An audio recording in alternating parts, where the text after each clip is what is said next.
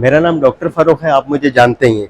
घुटनों के अंदर दर्द एक खास एज के बाद सभी लोगों को हो जाता है। उसमें ज़रूरी नहीं वो बड़े बूढ़े हों, बाज़ दफ़ा यंग एज के अंदर कोई खेल खेलते हुए कोई चोट लगी, कोई इंजरी हुई तो वो शुरू हो गया। कोई जूता ऐसा था जो पहनते हुए स्लिप हुए और यहाँ मोच आई और वो मोच का असर घुटने तक आ गया। घुटने की हड्डी में नीचे की हड्डी और ऊपर की हड्डी में यहाँ पे एक गैप होता है, लेकिन वक्त के साथ साथ वो गैप कम होता चला जाता है, क्योंकि ऊपर से हमारा वजन है जो नीचे को पड़ रहा है और नीचे से मसलसल। अब जब ये वजन पढ़ पढ़ के या ये गैप खत्म हो जाता है किसी वजह से, तो नीचे की हड्डी ऊपर की हड्डी आपस में इन टच आ जाती हैं। अब जब भी हम हरकत करते हैं तो वो रगड़ पड़ती है और वो शदीद दर्द करती है।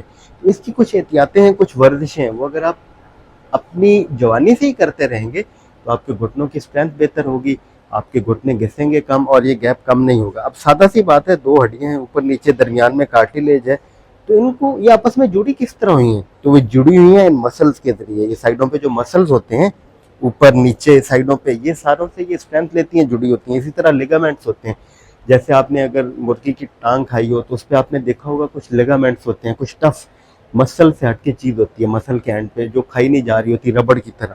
तो ऐसे बहुत से यहाँ पे लिगामेंट्स होते हैं जो इनको सपोर्ट कर रहे होते हैं। पाए के अंदर आपने वो देखा होगा व्हाइटिश किस्म के, ट्रांसपेरेंट किस्म के धागे, रेशे या लिगामेंट्स होते हैं, तो वो इसको सपोर्ट कर रहे होते हैं। तो उनको स्ट्रेंथ देनी होती है हमने मुख्तलिफ एक्सरसाइजें करके। तो आप किसी भी फिजियोथेरापिस्ट से पूछ सकते हैं।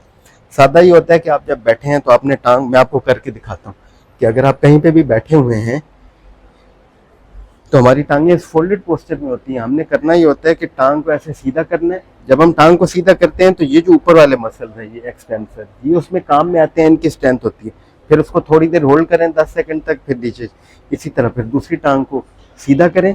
अब जब सीधा करते हैं तो आपको यहाँ पे ये स्ट्रेच या टफ या ये नीचे वाले स्ट्रेच हो रहे हैं और ये वाले टाइट हो रहे हैं, तो आपको फील होगा।